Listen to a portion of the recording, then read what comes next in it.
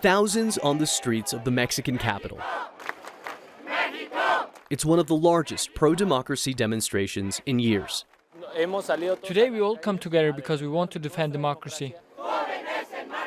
Protests against a proposed change to the country's electoral system took place in more than a dozen Mexican cities. Critics say the changes threaten the independence of Mexico's National Electoral Institute, or INE, which oversees federal elections.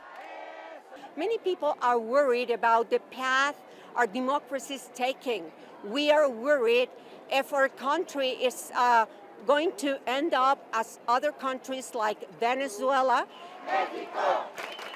The protests in Mexico City was the largest to date against the electoral reforms. The changes being proposed by Mexico's president are part of a broad set of reforms that encompass everything from the implementation of electronic voting machines to a reduction in the number of seats in Mexico's Congress. Critics, however, say that under the surface, the proposed reforms have the potential to undermine democratic institutions in Mexico.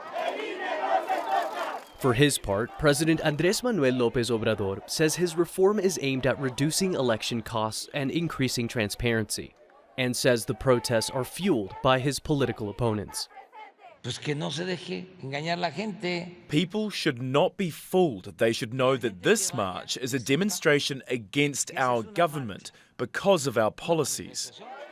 While some warn the proposed reform puts too much power in the hands of federal government, constitutional experts say the country would benefit from certain changes, so long as the plans are discussed openly within Mexico's Congress. From my point of view, as long as the reform is debated in legislative space with participation from the public, the integrity of the INE, National Electoral Institute, is not in danger.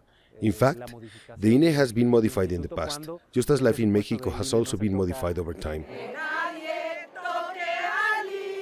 Though presidential elections in Mexico are still 2 years away, political observers say the latest demonstrations are evidence of growing political polarization, with many in the country seeing the next elections as a battle over the future of Mexican democracy. Manuel Rappalo, Al Jazeera, Mexico City.